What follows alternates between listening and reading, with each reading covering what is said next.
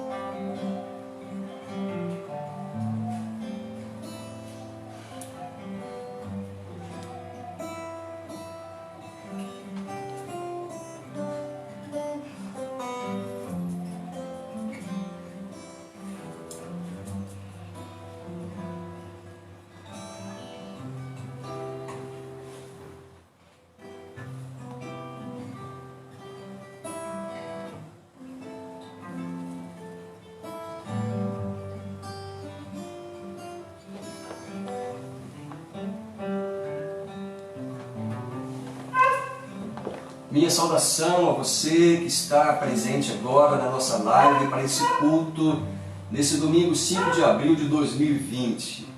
A minha saudação preferida é aquela que você já sabe: graça e paz do nosso Senhor Jesus Cristo. Que as bênçãos do Senhor Jesus estejam na sua vida, no seu lar, na sua casa. Que o seu coração seja tomado por essa paz do Senhor Jesus.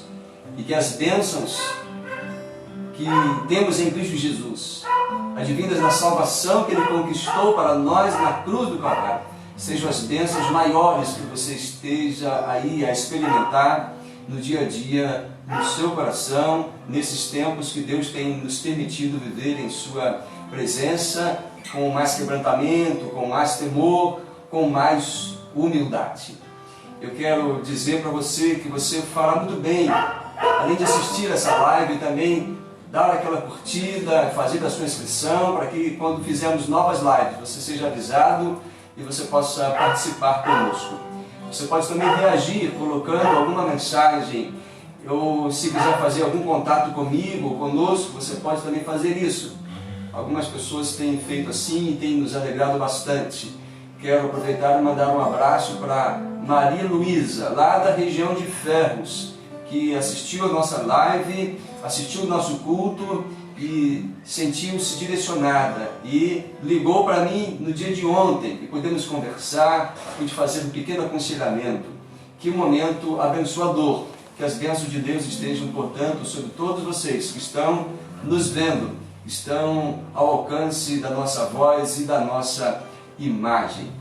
Eu quero orar nesta hora. Vamos apresentar o nosso culto a Deus. Aqui está a igreja está em culto nesse momento. Nós estamos no nosso ambiente privado, separados fisicamente, mas a nossa união espiritual é verdadeira. A igreja de Jesus está agora em adoração, de forma coletiva, por meio dessa live. Vamos orar ao Senhor. Bendito Deus, Pai eterno, soberano Senhor dos céus e da terra, Senhor da história, Deus salvador, Deus misericordioso, Deus de compaixão, Deus amoroso. A Ti rendemos graças nesta hora, porque podemos mais uma vez nos congregarmos neste dia e desta forma. Podemos estar como igreja reunida, igreja que segue a Jesus Cristo, cabeça e fundamento das nossas vidas, na certeza de que estamos numa união espiritual com o Senhor e como irmãos em Cristo Jesus. Apresentamos a Ti nesta hora o nosso culto. É o nosso coração inclinado para o Senhor. Vamos expressar por meio da voz, do canto, do violão, vamos expressar a nossa adoração, o nosso respeito, a nossa gratidão ao Senhor. Que o Senhor receba esse culto singelo, mas sincero, que Te prestamos nesta hora. E que o Senhor também contemple cada lar, cada equipamento, cada telefone, cada computador, cada forma de nos unirmos nesta hora. Aqueles que estão do outro lado nos vendo, estejam a perceber a presença maravilhosa, abençoadora, enriquecedora do Senhor nos seus corações. Aproveitamos e pedimos: desperta a fé, ó Deus, de tantos, que a Tua palavra chegue de forma clara, convincente, desafiadora. Pedimos especialmente pela Tua palavra, para que o Espírito Santo do Senhor faça aquela obra que só Ele pode fazer, que é convencer-nos do pecado, da justiça e do juízo, convencer-nos do Teu amor, convencer-nos de que só o Senhor é Deus digno de ser adorado. Assim oramos, ó Pai, no nome de Jesus. Amém. Antes de cantarmos, eu quero fazer menção do Salmo 29, os versos 1 e 2 e o último verso.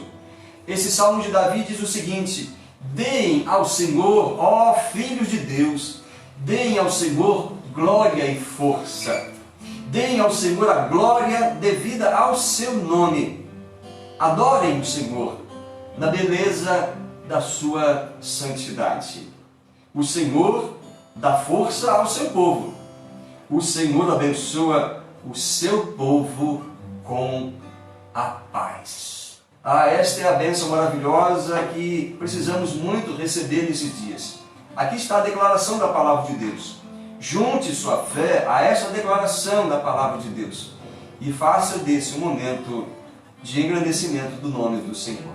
Estou aqui hoje com o Felipe e Mateus, que vamos dirigir o louvor, e o Natan está ali na técnica nos auxiliando. Vamos adorar o Senhor.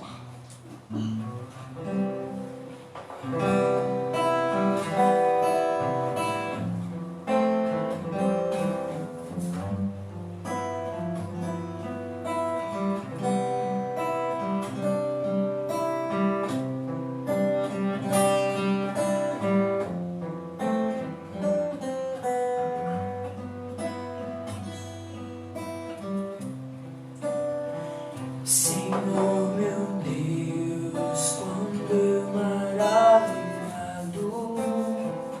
contemplo a tua imensa criação, o céu e a terra, os astros, oceanos, fico a pensar em tua perfeição.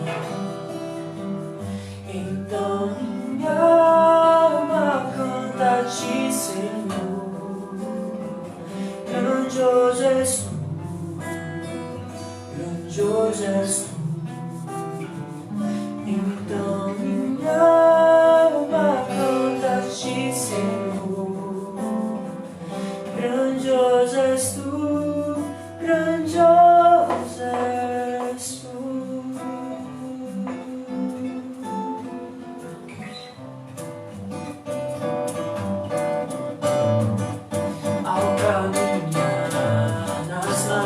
E florestas, escuto as aves todas a cantar, olhando os montes, vales e campinas, em tudo vejo teu poder sem par.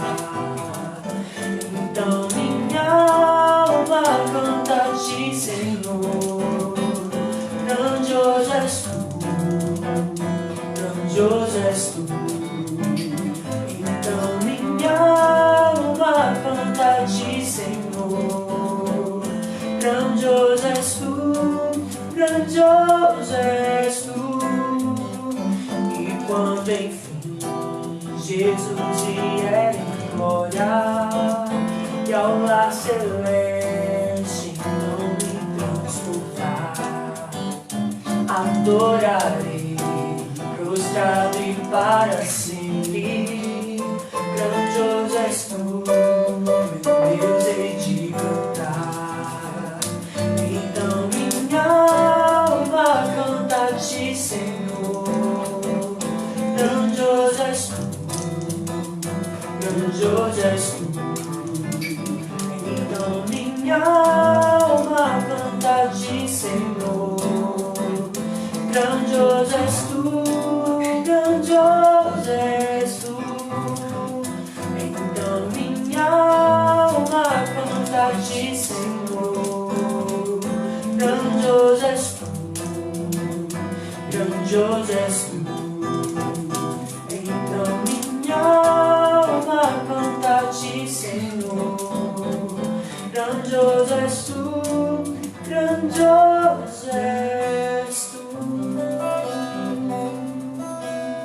ao Senhor honra e glória, ó Pai.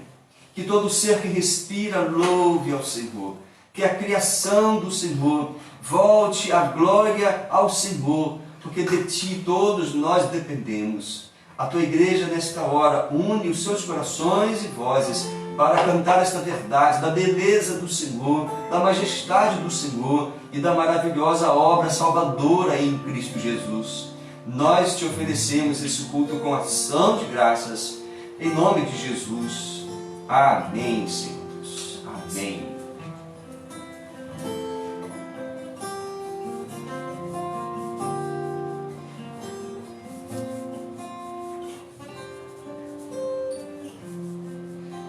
A Ti eu vou clamar, pois tudo vem de Ti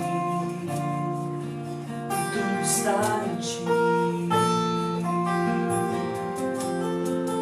Por Ti vou caminhar, Tu és a direção, o sol a me guiar. Pode passar, Teu amor jamais me deixará. Sempre há de existir um novo amanhã preparado pra mim. Aleluia, Senhor. Nós cremos.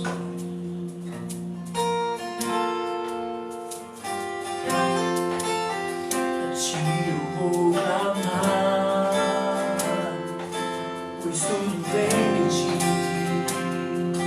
e tudo está em Ti.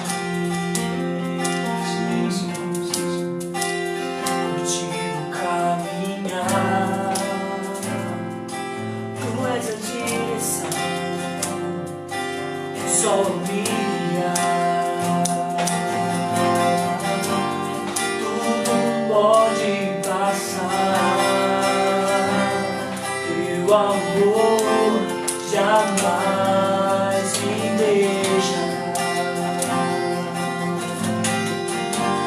Sempre há de existir um novo amanhã preparado pra mim.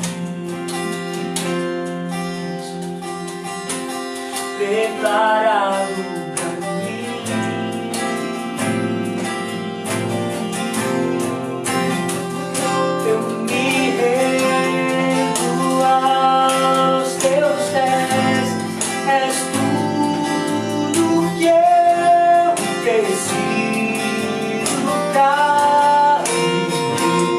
Eu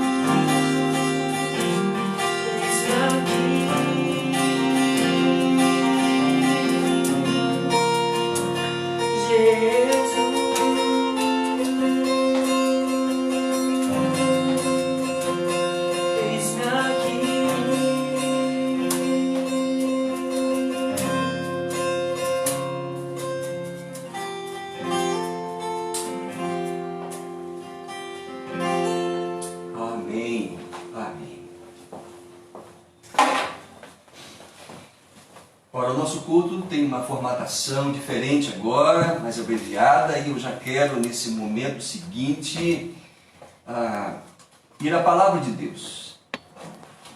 Quero fazer a leitura inicial para esse momento de reflexão na primeira carta de Paulo a Timóteo, no capítulo 4.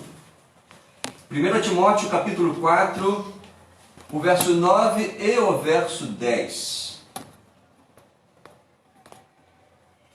Diz o seguinte: fiel é esta palavra e digna de inteira aceitação, pois é para esse fim que trabalhamos e nos esforçamos, porque temos posto a nossa esperança no Deus vivo, Salvador de todos, especialmente dos que creem.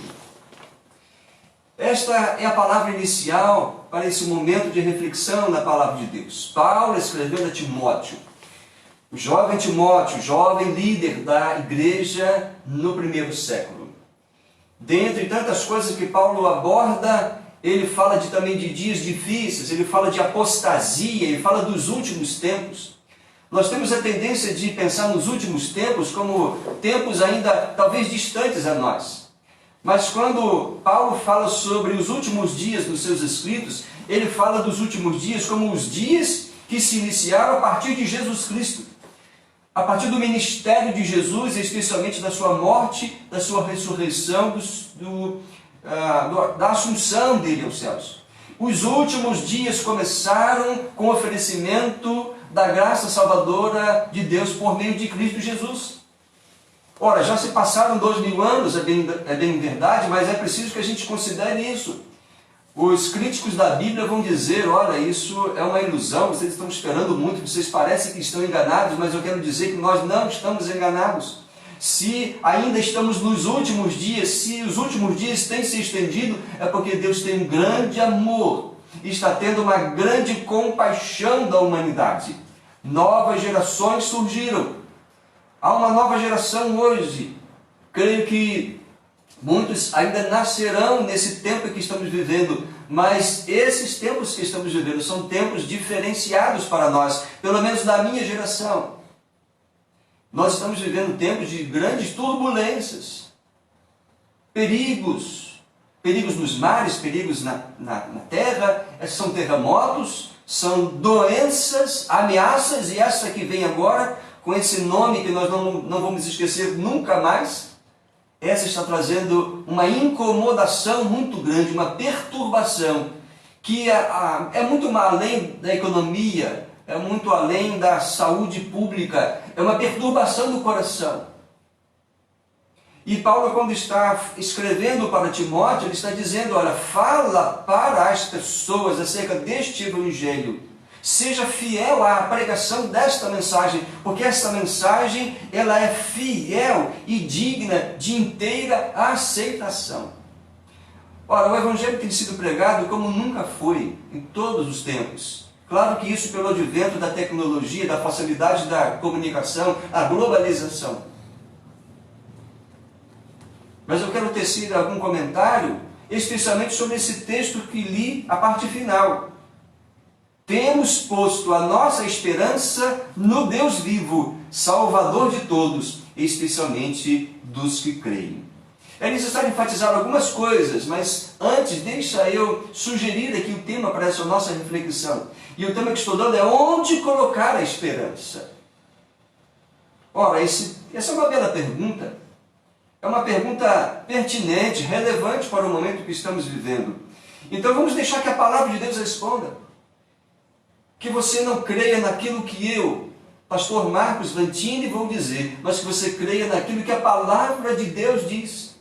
A minha experiência é a minha experiência. Muito embora eu tenha certeza que a minha experiência é boa e encorajo pessoas a buscarem experiências semelhantes à minha em Cristo Jesus, com a palavra, na direção do Espírito Santo. Mas eu gostaria que você se deixasse convencer, que você tivesse a sua resposta, a resposta a essa pergunta, pela palavra de Deus.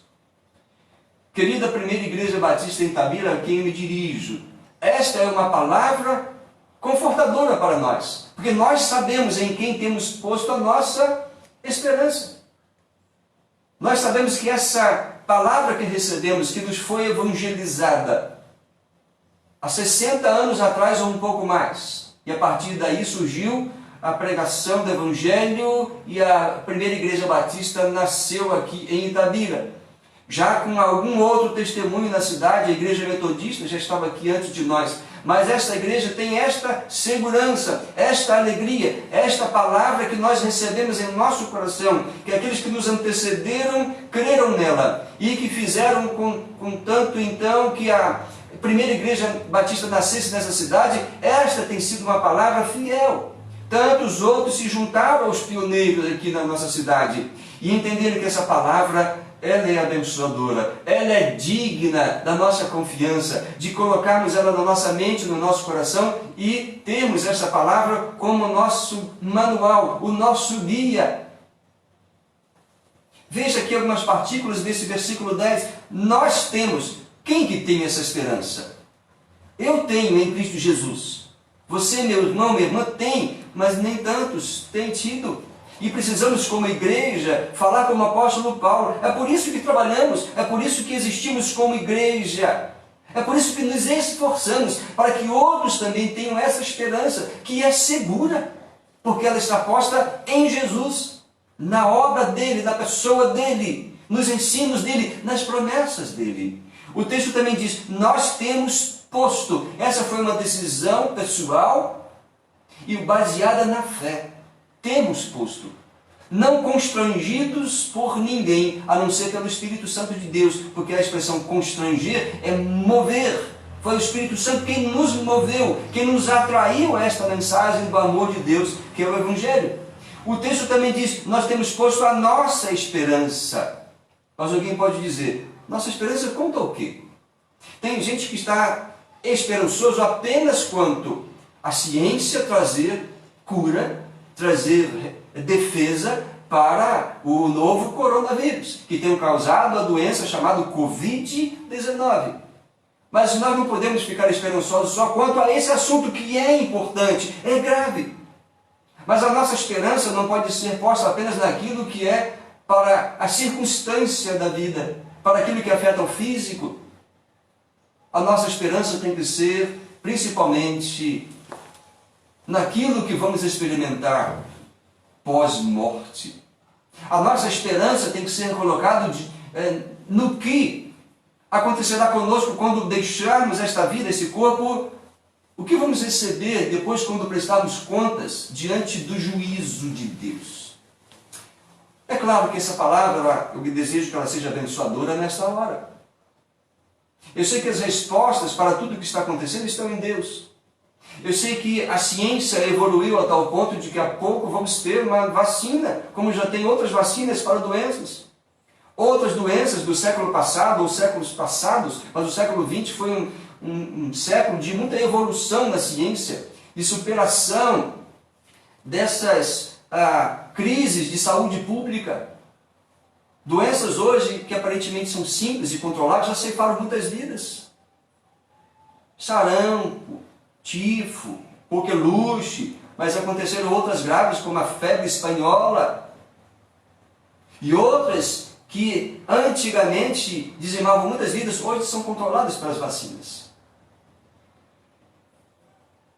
Nós sabemos que a resposta para esse momento crucial que estamos vivendo virá de Deus, que já deu sabedoria a homens que se prepararam, que estudaram, que têm capacidade intelectual, técnica, para conduzir esse momento.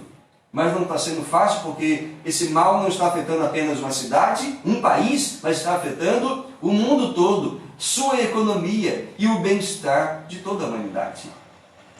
Mas eu gostaria que você olhasse mais a fundo essa questão, porque nós somos muito levados às circunstâncias, aquilo que nos faz doer, que nos faz se sentir inseguros. Mas eu gostaria que você, ao responder onde colocar a esperança, que você tivesse em mente a esperança para a vida, a esperança para o mal da humanidade, a esperança para o juízo que é certo sobre todas as pessoas. O texto também diz na partícula Mas ao final, nós temos colocado a nossa esperança no Deus vivo. O Deus que adoramos e servimos é o Deus vivo, e sabemos que Ele é vivo porque Ele tem se revelado, e hoje nós temos a revelação maravilhosa dele na linguagem humana. A Bíblia, o livro sagrado, é o livro da revelação de Deus à humanidade através dos tempos. Temos colocado a nossa esperança no Deus vivo, e diz ainda Paulo, Salvador de todos. Aqui não está se falando do universalismo da salvação. Aqui está falando da graça comum, que eu vou explicar daqui a pouco. Mas Deus é o Salvador de todos nós.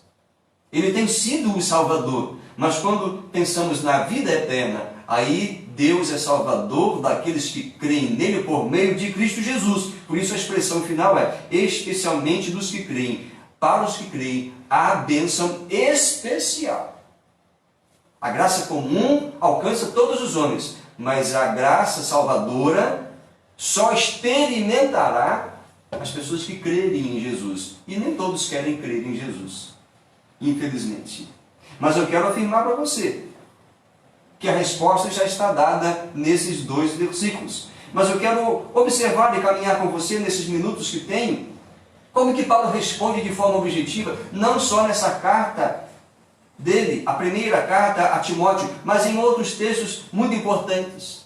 E quero observar com vocês aqui e fazer algumas argumentações. Primeiro, que quero dizer, é que nós todos temos recebido alguns benefícios terrenos, frutos da bondade de Deus. Uma coisa são bênçãos para esta vida, para esse corpo, para a nossa história. Outra coisa são bênçãos espirituais, que têm inclusive a dimensão eterna. Mas a primeira coisa é considerar que nós temos recebido, pela bondade de Deus, alguns benefícios aqui na terra.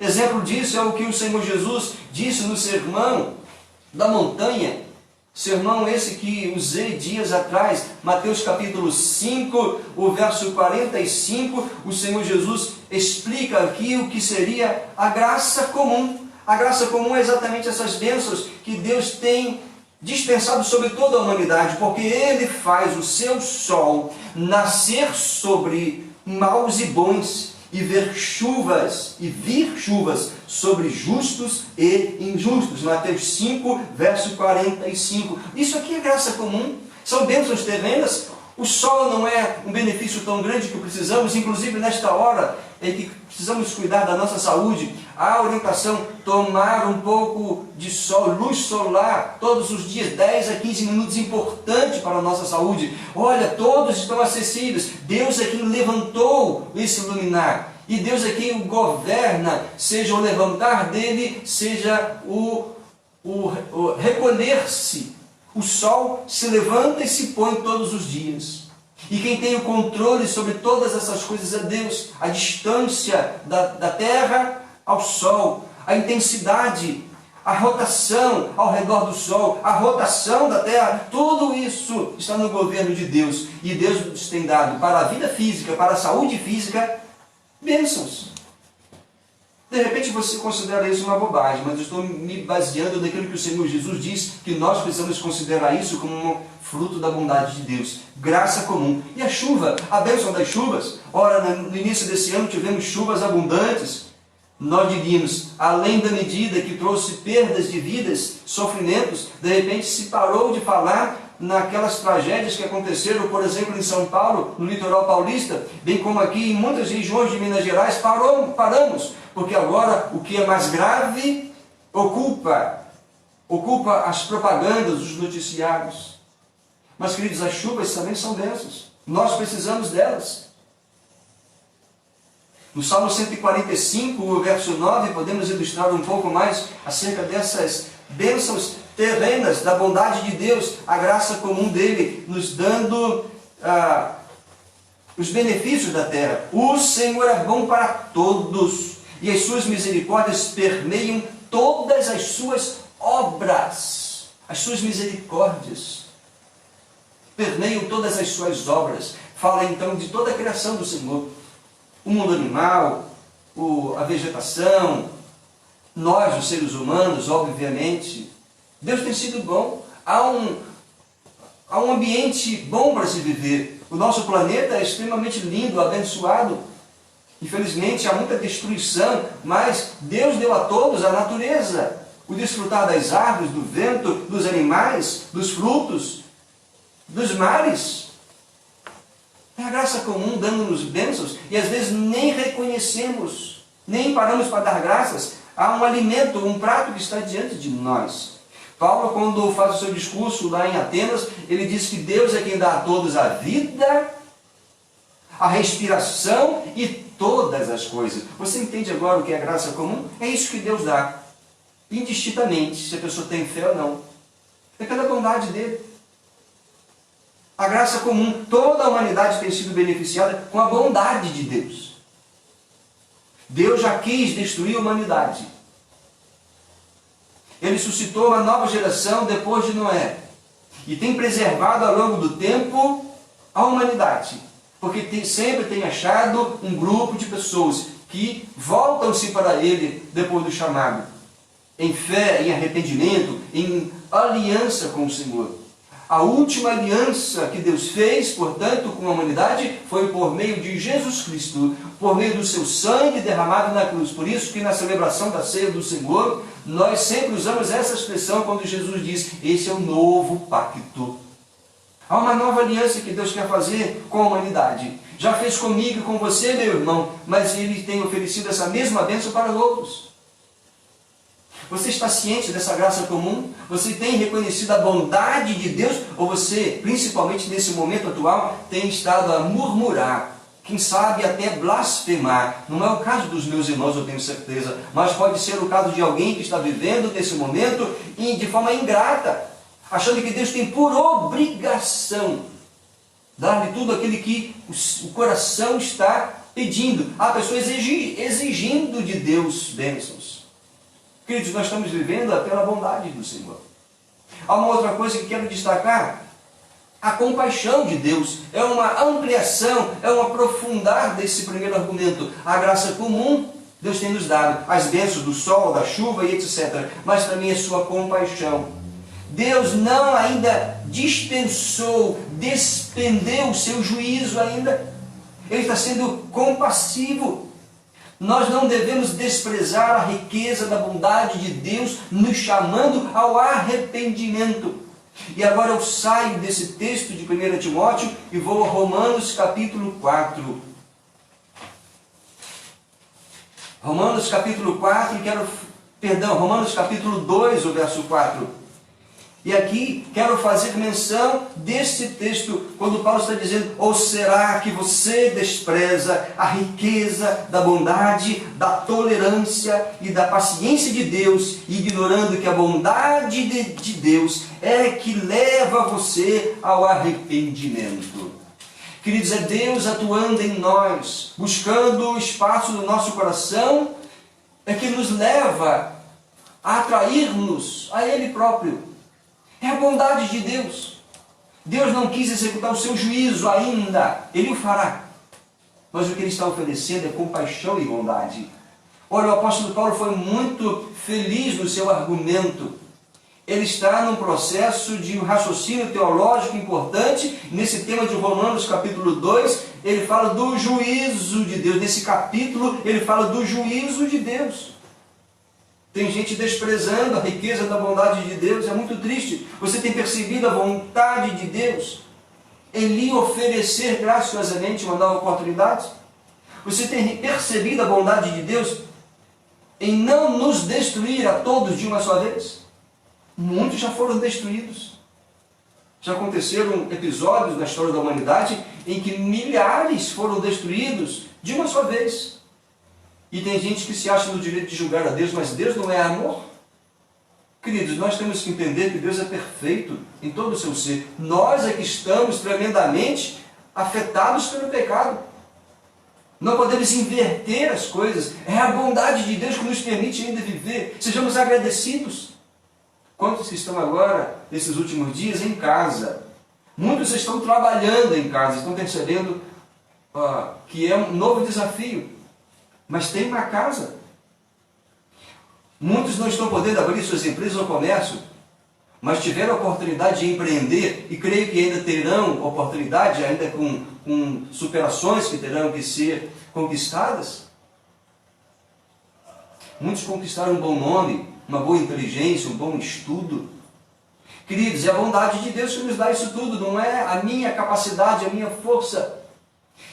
E há tantos outros que estão dormindo debaixo de marquises. A casa deles é uma caixa de papelão. E nós que temos o conforto da nossa casa, às vezes ficamos murmurando e fazemos até muitas piadas, memes. Eu até entendo que temos que descontrair, fazer algum tipo de graça, mas sem perder a reverência, sem perder o senso de que Deus não nos destruiu, o que seria justo, porque Ele é bondoso.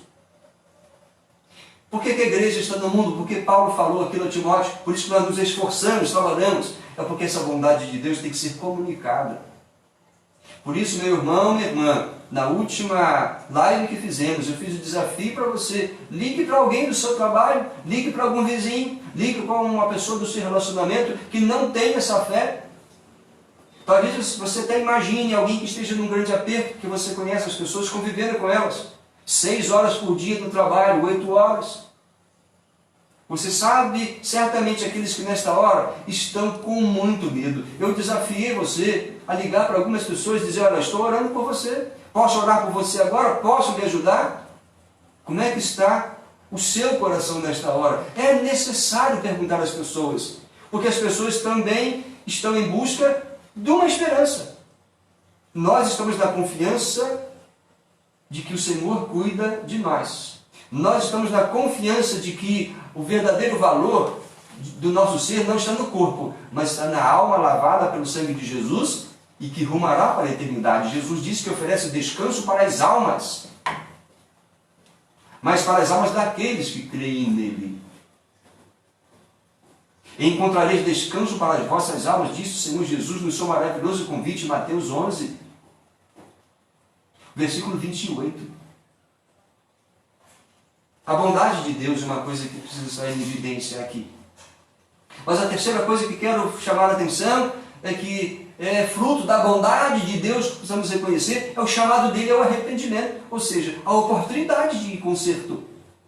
Deus constantemente tem advertido acerca do pecador impenitente. Sabe o que é o pecador impenitente? Aquele que sabe que está no pecado, no erro, mas ele não acerta a sua vida. Ele não busca purificar-se, santificar-se.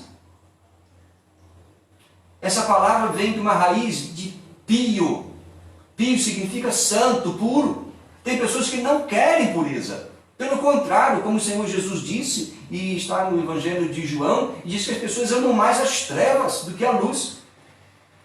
As pessoas nem querem vir à luz para que suas obras não sejam descobertas. Há pessoas que amam o que é pecado, amam aquilo que ofende a Deus, amam aquilo que é impuro, que é ilícito, amam aquilo que destrói a mente, o caráter, destrói relacionamentos, mas amam.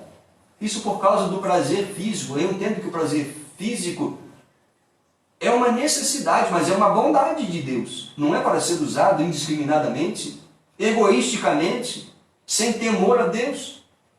Veja que um fruto da bondade de Deus é o chamado dele ao arrependimento. Veja também aqui em Romanos capítulo 2, agora a partir do verso 5, eu li o versículo 4, mas vejam na sequência, deixe a palavra de Deus falar ao seu coração, vou apenas ler, Romanos 2, o verso 5 e os seguintes: mas, por ser teimoso e ter um coração impenitente, você acumula contra si mesmo ira para o dia da ira e da revelação do juízo de Deus, que retribuirá a cada um segundo as suas obras. A vida eterna aos que, perseverando em fazer o bem, procuram glória, honra e incorruptibilidade, mas ira e indignação para os egoístas, que desobedecem à verdade e obedecem à injustiça. Tribulação e angústia virão sobre todo aquele que faz o mal, ao judeu primeiro e também ao grego. Mas haverá glória, honra e paz a todo aquele que pratica o bem, ao judeu primeiro e também ao grego, porque Deus não trata as pessoas com parcialidade. Ora, Paulo cita aqui judeu e grego porque ele está se dirigindo a um grupo de pessoas, está escrevendo uma carta, a carta aos romanos. Ele, como um judeu, falou primeiramente ao seu povo, a quem a mensagem da salvação primeiro foi comunicada. Ele está aplicando o seu ensinamento. Mas você pode perceber aqui a advertência de Deus chamando aquele que é impenitente a uma nova vida, a um conserto. Querida igreja, como nós somos felizes porque a graça de Deus nos foi oferecida, não por mérito nosso. Igreja de Jesus, vibre, alegre-se, celebre a vida abundante que o Senhor Jesus nos deu por sua bondade e graça. Nós estamos livres da condenação futura, não vamos experimentar a ira. Vamos passar por tribulações, estamos juntos, como todo ser humano numa hora como essa. Mas a diferença está no nosso coração, a paz de Cristo.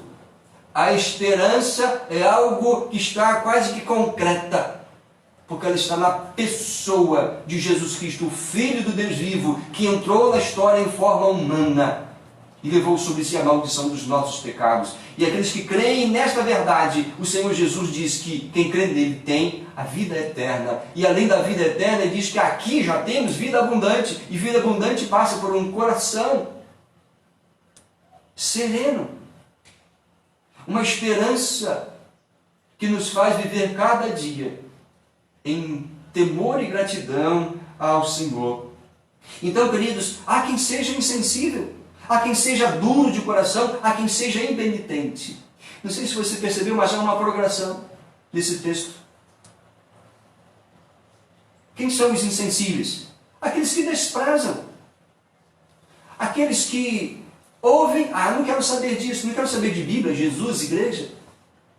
Há aqueles que saem desse estado e vão para um pior, que é a dureza de coração. Ouvem, rejeitam. O primeiro é negligente, ele não quer ouvir. O segundo ele ouve, mas ele não responde. Então ele vai permanecendo com o seu coração endurecido cada vez mais. E sabe a consequência disso? É o último estágio. Ele permanece impenitente. E aí ele começa a desenvolver uma vida sem regras, que chega a uma vida de depravação, de imoralidade, o que atrai ainda mais a desaprovação de Deus e o juízo de Deus sobre esses que têm a oportunidade de apresentar-se a Ele com o coração puro, arrependido, e não aproveitam. O juízo sobre esses impenitentes será realmente muito justo, porém muito duro. Isso se chama manifestar-se da ira de Deus. Não confunda as coisas. Deus é amor, mas Deus também é justo. E Ele é perfeito em todos os seus atributos. Esse é o Deus que nós adoramos. Esse é o Deus vivo. Esse é o Deus em que temos posto a nossa esperança. Você tem ouvido o chamado de Deus? Ou você tem resistido? O que você espera receber agindo desta forma? Em 1 Timóteo capítulo 4, verso 2, Paulo menciona pessoas assim, de consciência cauterizada, e que se transformam até em pessoas que são religiosas, pregadoras, mas que são mentirosas. É só observar o contexto. 1 Timóteo capítulo 4, verso 2, ele fala de líderes espirituais, pessoas que deveriam dirigir as pessoas em direção a Deus, ao evangelho puro, que chama ao arrependimento, mas querem conduzir as pessoas a um triunfalismo, e pregam mentiras, e enganam pessoas. Sabe o que é mente cauterizada? Consciência cauterizada. Cauterização é um processo que era utilizado antigamente, não sei se hoje é muito usado, acredito que sim, mas que usava fogo ou temperatura quente, temperatura alta. Tive o desprazer de passar por alguma cauterização na minha garganta quando estava ferido, imunidade baixa, e manifestava-se na minha garganta. Ia na doutora, a doutora Janice, e ela usava um ácido e colocava e ardia, mas depois de algumas horas estava bem, porque foi queimado. Não havia mais sensibilidade nas feridas, das aftas. Tem pessoas que são assim nas suas consciências. Não sentem vergonha, não sentem temor, não tem pudor algum.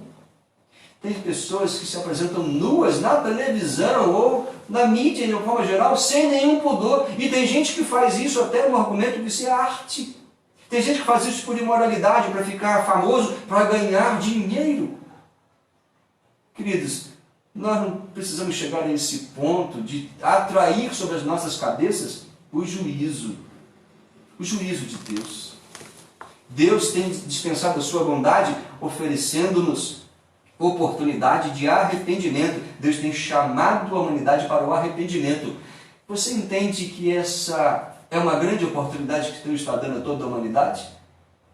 Ricos agora estão em grande aperto. Os que têm muitas empresas e com muitos empregados estão agora em grande dificuldade. Os que vivem só de prazer, o prazer carnal, os que vivem irresponsavelmente, os que desprezam as suas famílias, os que não valorizam os seus casamentos, os jovens que destroem a sua saúde e a sua moral, buscando aventuras, todos estão em aperto. E Deus está agora oferecendo um chamado ao arrependimento, a valorizar a espiritualidade, a vida em Cristo, a vida com Deus. Por isso, a quarta coisa que quero destacar aqui é o convite do Evangelho. O Evangelho que esta igreja prega, o Evangelho que a igreja de Jesus tem levantado e anunciado ao longo dos tempos. E importa que esse Evangelho do reino seja pregado a todas as gentes, a todas as pessoas, a todas as nações do mundo inteiro. E aí Jesus disse, então virá o fim. Igreja, agora nós precisamos mais do que nunca aproveitar essa oportunidade e falar deste Evangelho. Você que está ao alcance da minha voz e da minha imagem, entenda que esta é a mensagem que a igreja prega. Esquece os escândalos, os maus testemunhos, os abusos de poder. Não coloque todas as pessoas que se apresentam com a Bíblia na mão no mesmo nível, mas fie-se pela palavra de Deus. Leia a Bíblia. Vá ao Novo Testamento e entenda ali essa pessoa, Jesus Cristo de Nazaré. Jesus de Nazaré é Jesus Cristo, o Filho do Deus vivo. É o agente criador do universo. Ele venceu a morte. Ele é a única esperança. Onde colocar a nossa esperança? A resposta já está dada. O convite do Evangelho é este. Quero fazer menção de Paulo aos Efésios capítulo 4, a partir do verso 17, e dizer para você, deixe a palavra falar para você, não eu simplesmente, mas ouça a palavra. Efésios 4, 17 e os seguintes. Isto, portanto, digo e no Senhor testifico, não vivam mais como os gentios, que vivem na vaidade dos seus próprios pensamentos, tendo seu entendimento obscurecido, separados da vida que Deus concede por causa da ignorância em que vivem, pela dureza do seu coração. Tendo se tornado insensíveis, eles se entregaram à libertinagem para de forma desenfreada cometer todo tipo de impureza. Mas não foi assim que vocês aprenderam de Cristo. Agora Paulo fala para a igreja. Se é que de fato ouviram falar dele e nele foram instruídos, segundo é a verdade em Jesus. Destaco essa expressão, a verdade em Jesus. Quanto à maneira antiga de viver, vocês foram instruídos a deixar de lado a velha natureza, que se corrompe segundo os desejos enganosos, a se deixar renovar no espírito do entendimento de vocês e a se revestir da nova natureza, criada segundo Deus, em justiça e retidão, procedentes da verdade. Eu não preciso comentar esse texto, apenas destaco a expressão verdade em Jesus. E quem disse, eu sou a verdade, foi o próprio Jesus. Por isso Jesus é a esperança, porque Ele é a verdade. Somos criados por Deus, maculados, tremendamente depravados pelo pecado, mas também somos amados por Deus e somos salvos por Deus em Cristo Jesus. Esta é a verdade. E aí fica uma questão. Qual é a decisão que cada ser humano precisa tomar? Abraçar a verdade em Cristo Jesus. O Evangelho é esta simplicidade, mas é uma decisão, é uma escolha a ser feita nesta vida. Eu destaquei exatamente o verso 21, a verdade em Jesus. É por causa de Jesus, é por meio da sua vida, dos seus ensinamentos, que hoje nós entendemos quem é Deus, os atributos dele. Nós, em Cristo Jesus, entendemos quem é o homem, pela revelação que temos na palavra e por aquilo que Jesus disse. Pela luz que recebemos em Jesus, nós hoje sabemos acerca da criação, acerca da história, onde começou, para onde vai, acerca da vida, acerca dos propósitos da existência, acerca do céu, do inferno, do julgamento. Todas essas questões se respondem em Cristo Jesus, e essas são questões que eu entendo que você, lá no fundo do seu coração, quer ter respondido. A verdade em Jesus é a fonte da nossa esperança. Eu preciso ir para a conclusão dessa mensagem dessa noite. A verdade em Jesus é a fonte da esperança que foi mencionada pelo apóstolo Paulo a Timóteo. E que João também escreveu no final da sua primeira epístola, capítulo 5, verso 20. Sabemos que o Filho de Deus já veio e nos tem dado entendimento para conhecermos aquele que é o verdadeiro. E nós estamos naquele que é verdadeiro, em seu Filho, Jesus Cristo. Igreja, a igreja de Jesus está firmada nessa verdade. Este é o verdadeiro Deus e a vida é eterna. Filhinhos, cuidado com os ídolos. Assim terminou a primeira epístola de João. Veja que palavra abençoadora, uma palavra que traz firmeza e traz também uma advertência. Então, nas minhas aplicações e desafios finais, eu quero dizer para você, depois desse arrazoado todo, depois dessa argumentação toda, dessa exposição dos textos bíblicos, eu quero dizer para você, em primeiro lugar, que seu estado de ânimo não dependa de situação externa ou material, que seu estado de ânimo esteja desprendido daquilo que é físico e material, mas que dependa de sua vida piedosa. Seu estado de ânimo dependa dessa sua certeza de que Jesus é a fonte de vida abundante. Dependa de seu contentamento com aquilo que Deus tem lhe dado.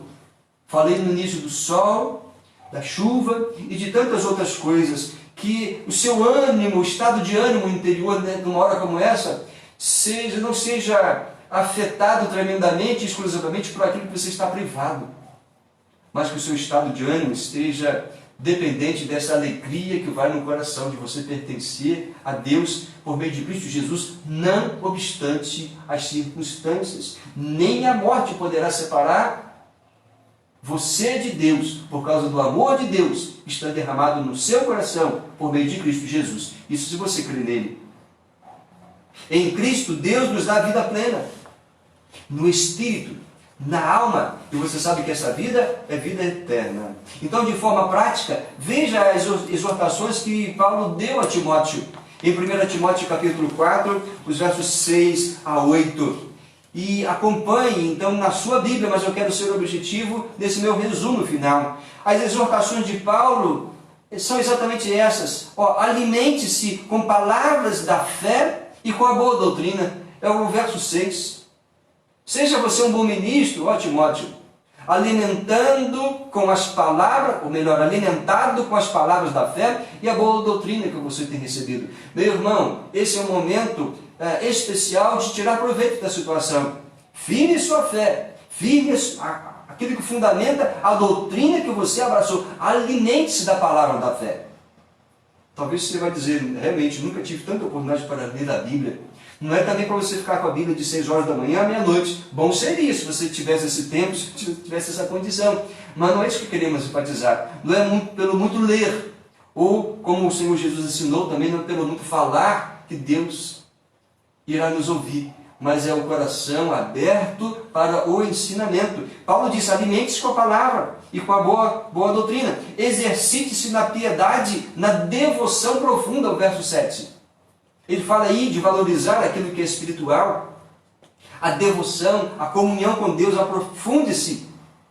Ele também diz, rejeite mitos profanos, crendices absurdas. Nessa versão que tem outras, ele fala, rejeite as fábulas até das velhas caducas. Quantas pessoas se prendem a coisas que são inexpressivas? até sem lógica alguma. É melhor afirmar-se na verdade que está em Cristo Jesus e aprofundar-se no conhecimento dele, no ensinamento dele. Queridos, a devoção tem mais proveito do que o ascetismo físico. Uma Bíblia de estudo me apresentou esse argumento e eu quero me deter um pouquinho nisso aqui. A devoção tem mais proveito do que o ascetismo físico. Isso está baseado no argumento de Paulo, pois o exercício físico tem algum valor, mas a piedade tem valor para tudo, porque tem a promessa da vida que agora é e da que há de vir. Eu creio que Paulo está falando aqui de uma prática religiosa que estava ameaçando a igreja no primeiro século, uma mistura de judaísmo com gnosticismo, em que se enfatizava muito dietas, em que se enfatizava muito privações para o corpo. E eu quero destacar exatamente nesse dia 5 de abril desse ano de 2020, foi proclamado, entre aspas, proclamado, né? Foi feito um pedido para um jejum pela nação. Olha, eu temo que isso tenha sido apenas um exercício físico, aquilo que a gente pode chamar de penitência, sem a espiritualidade necessária. Eu não sou contra o jejum, mas o que eu tenho percebido é que as pessoas enfatizam muito o gemido, o clamar, ou impressionar a Deus. E não há sacrifício físico, coisa alguma que vai impressionar a Deus. O que vai mover o coração de Deus é o nosso arrependimento de pecados. Tomara que, passada essa pandemia, a vida voltando ao seu normal, tomara que as pessoas, então, sigam as suas vidas, mas diferentes. Tomara que esse jejum não tenha sido algo inócuo, algo que não tenha sido feito com disposição de arrependimento e mudança de vida. Eu temo que ao passar isso, muitos voltem à sua vida mesquinha, à maledicência, à imoralidade, ao mesmo comportamento agressivo.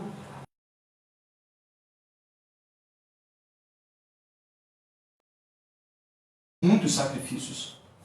Mas eu creio que o jejum nos leva a uma sensibilidade maior quanto aos nossos pecados. Jesus nos ensina que devemos chorar e lamentar pelos nossos pecados. E o jejum é uma expressão física e emocional disso. Tomara que você tenha feito um jejum com essa qualidade, com essa mentalidade. Não porque alguém o constrangeu. Isso é algo pessoal, isso é algo individual, como a orientação que dei à igreja. Muitos encararam isso de uma forma um tanto estranha. Muitos praticaram com muito temor. O Senhor levará em conta a sinceridade do seu coração. Na minha consciência, eu clamei a Deus pelos meus pecados em primeiro lugar. Mas também agradeci a Deus a bondade e misericórdia dele. Mas eu também confessei os pecados da nação que tenho testemunhado. Os pecados coletivos, corporativos, injustiça, corrupção, mentira, abuso de poder, violência contra a mulher, violência contra a criança, desonestidade para todo jeito, desrespeito, Cristo sendo envergonhado numa figura, numa caricatura, em alguma coisa que se diz arte. Isso é muito triste. Mas a igreja foi chamada a observar e a clamar, como os servos de Deus no passado fizeram, Abraão, como Moisés, como outros profetas clamaram e pediram a Deus: tem misericórdia do meu povo, da minha geração. Por isso que eu estou dizendo para você, Paulo está dizendo: alimente-se com as palavras da fé, alimente-se da boa doutrina, exercite a piedade, a vida de devoção profunda, rejeite aquilo que é enganoso, mitos, rejeite crendices absurdas, não seja religioso sem vida piedosa, seja sadio na fé, Tito 1,13, reconheça que Deus já deu a você a graça comum, mas tem oferecido também a bênção da salvação eterna, a bênção especial para os que creem. Não seja religioso sem vida piedosa. Se tivéssemos tempo, eu não tenho. O tempo está se delongando e minha paixão por pregar me leva a distrair-me no tempo. Mas Isaías 58, Isaías 58 é um texto muito importante em que está sendo denunciado aqui essa questão da impiedade querendo andar junto com a religiosidade. O jejum que agrada a Deus está em Isaías 58, os versos 1 a 9. Grite a plenos pulmões, não se detenha, diz o profeta numa figura de linguagem. Erga a voz como a trombeta e anuncia ao meu povo a sua transgressão, ó casa de Jacó, os seus pecados. Eles que ficavam fazendo jejum, depois dizendo, mas nós fazendo jejum e Deus não atende, Deus nos ouve, por que nós jejuamos e tu nem notas? Está no verso 3 de Isaías 58. E aí, por boca do profeta, Deus está dizendo, sabe por quê? Vocês estão vivendo sem piedade, sem temor, sem respeito, fazem por fazer. E o verso 5, seria este o jejum que escolhi? Que num só dia a pessoa se humilhe, incline a sua cabeça como o junco e se estenda debaixo de si pano de saco cinza? Não seria esse o jejum com sincero arrependimento? É isso que vocês chamam de jejum e dia aceitável ao Senhor, quando vocês fazem isso, mas o coração não está assim inclinado a mim? Será que não é este o jejum que escolhi, que vocês quebrem as correntes da injustiça, desfaçam as ataduras da servidão, deixem livres os oprimidos e acabem com todo tipo de servidão? Será que não é também que vocês repartam o seu pão com os famintos, recolham em casa os pobres e desabrigados, vistam os que encontrarem nus e não voltem as costas ao seu semelhante? Então a luz de vocês romperá, como a luz do alvorecer, e a sua cura brotará sem demora. A justiça irá adiante de vocês, e a glória do Senhor será a tua retaguarda. Então vocês pedirão ajuda, e o Senhor responderá. Gritarão por socorro, e Ele dirá, eis-me aqui, eis-me aqui. Deus responderá, sim, ao clamor. Aquele que, sim, penitencia a sua alma, não simplesmente o seu corpo. Que você tenha, sim, trazido um sacrifício ao seu corpo, mas para que a alma se manifestasse como dependente do Senhor, com profundo e sincero arrependimento. Minha conclusão, reconheça que Deus já te deu tantas coisas. E prossiga na piedade e com o contentamento daquilo que Deus te deu. Deus já deu a graça comum, a bondade dele, o chamado ao arrependimento e o convite ao Evangelho. O convite à nova vida em Cristo Jesus. Chega de ambições, chega de egoísmo, chega de vingança, chega de carnalidade, de depravação, de imoralidade, de ódio, de mágoa, ira, vingança, de rebelião contra Deus, de ingratidão, de afronta. Chega de autossuficiência. Eis a chamada de Deus esta noite para você pôr a esperança nele, a esperança em Jesus Cristo. É nele que está a nossa esperança. Assim a igreja crê. Tem gente que está continuando a colocar a esperança no dinheiro, no poder. Mas olha, Paulo termina essa carta a Timóteo dizendo o seguinte: de fato, grande fonte de lucro é a piedade com contentamento. Ele enfatizando a piedade e a alegria de receber com coração fiel toda sorte de bênçãos, até as simples, as comuns. Porque nada trouxemos para o mundo, nem coisa alguma podemos levar dele. Tendo sustento e com que nos vestir, estejamos contentes. Mas os que querem ficar ricos caem em tentação, em armadilhas, em muitos desejos insensatos e nocivos, que levam as pessoas a se afundar na ruína e na perdição. Com essa palavra, eu quero chamar você a uma resposta de oração. Eu quero sinceramente convidar você, meu irmão, minha irmã, a dar graças a Deus, porque nesta hora o seu coração não desespera. Quero chamar a sua atenção, meu irmão, minha irmã, a aproveitar a oportunidade para levar pessoas a essa esperança. Fale de Jesus, ligue para pessoas, use os recursos, fale, mande mensagens, sem ser um chato.